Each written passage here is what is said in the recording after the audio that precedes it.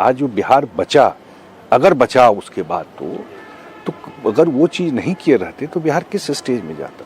तो ये पूरा का पूरा यही चीज़ था। आज भी वो फील करते हैं कि अगर 2 बार ये हुआ, रीज़न बहुत हो सकता है क्यों हुआ, होता है कभी कभी, लेकिन गवर्नेंस के मामले में, सरकार चलाने में बीजेपी के साथ इनको कभी प्रॉब्लम नहीं हुआ। पहले सुशील मोदी थे, उनका कंफर्ट बिल्कुल परफेक्ट था। वर्किंग जो भी लोग जानते हैं, नीतीश से पर्सनली भी पूछिएगा तो बिल्कुल कभी कोई समस्या नहीं हुई। इसका मतलब ये नहीं कि उनको रिस्पेक्ट नहीं देते थे या बात नहीं करते थे, लेकिन एक कॉमन अंडरस्टैंडिंग बिहार के इंटरेस्ट में अगर बदलाव हुआ तो बीजेपी भी तो साथ थी 2005 से। लेकिन इन लोगों के साथ जब भी काम करने आए, उन लोगों का वो है ही नहीं स्वभाव, तो वो इनको ओवरऑल वर्किंग में तो डेफिनेटली ये इशू होता था। इंडिविजुअल 1-2 आदमी सही भी होंगे, लेकिन वो लॉट ऐसा है। बिहार में अगर बात करें तो विधानसभा चुनाव में जेडीयू हमेशा बिग ब्रदर के तौर पे सीटों लड़ने के मामले में रही है। इस बार जुड़वा भाई, कहीं कोई कंसर्न नहीं रहता है स्ट्राइक रेट को लेके कि भाई नंबर ज़्यादा हमारे? देखिए, मुझे इस बार का चुनाव इस सेंस में बहुत अच्छा लगता है कि एक जो हमारे साथी बोलते रहते हैं कि ये 5 पांडव वाला अलायंस है, 5 पार्टी का।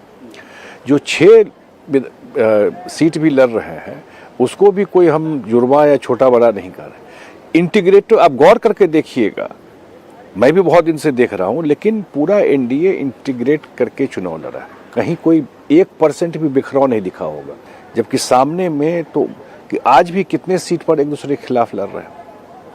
अंत तक बिखराव था, क्योंकि कोई बिहार का कोई भला करना हो वो उद्देश्य ही नहीं था। कोई चुनाव हुआ नहीं, पोर्टफोलियो बंटना शुरू हो गया। कोई मुख्यमंत्री बन रहा है, कोई उप मुख्यमंत्री बन रहा है, फिर 2 और उप मुख्यमंत्री बन जाएंगे। इसी में लगा हुआ। बिहार के लिए क्या करेंगे उससे कोई मतलब नहीं। जिन सीटों पे एलजेपी चुनाव लड़ रही है वहाँ का फीडबैक कैसा है? क्या वो कमजोर कड़ी नजर आ रहे हैं? नहीं, मुझे नहीं लगता कमजोर कड़ी है कि जब आप एक साथ चुनाव लड़ते हैं, और ये अगर जो हम लोग देख रहे हैं कि यही पब्लिक रिस्पांस है, तो वो सब सीट पर है, पूरे बिहार में है वो चीज़। हाँ, कोई इंडिविजुअल सीट पर हमारे पर है या किसी और पर लोकलाइज फैक्टर से कहीं कोई चीज़ प्ले हो जाए, लेकिन लार्जली पूरे स्टेट में एक ही फीलिंग हम लोग देख रहे हैं।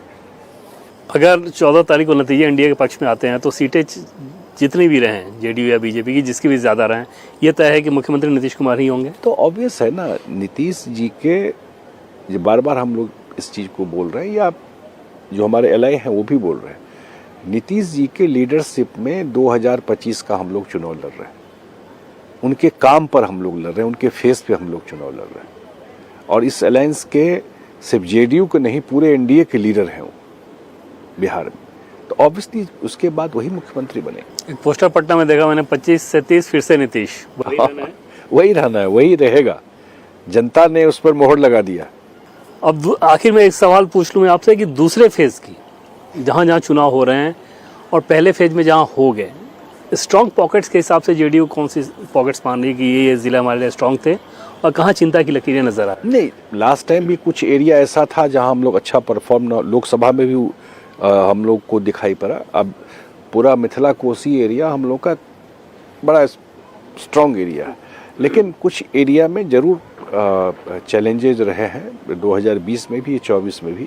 लेकिन अब जो रिस्पांस आ रहा है हम लोगों को कि उसमें से कुछ जगह इलेक्शन हो चुका है फर्स्ट फेज में, तो रिस्पांस काफ़ी इनकरेजिंग है। तो 14 को रिजल्ट आएगा तो पता चला।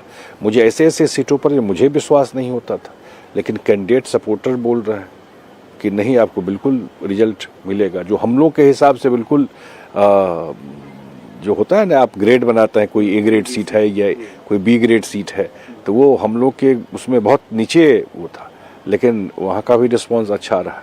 तो पता नहीं, मुझे बड़ा सरप्राइजिंग रिजल्ट लगता है इस बार। पिछली बार पटना, भोजपुर, सारण की बात कर लें, सीवान की बात कर लें, हाँ, हम लोगों का थोड़ा सा ये रहा, तो पिछली बार भी और 2020 में भी। लेकिन इस बार, या पटना एरिया में भी, आप सही बोल रहे हैं, लेकिन इस बार बहुत अच्छा रिस्पांस हम लोगों को वहाँ से भी आ रहा है।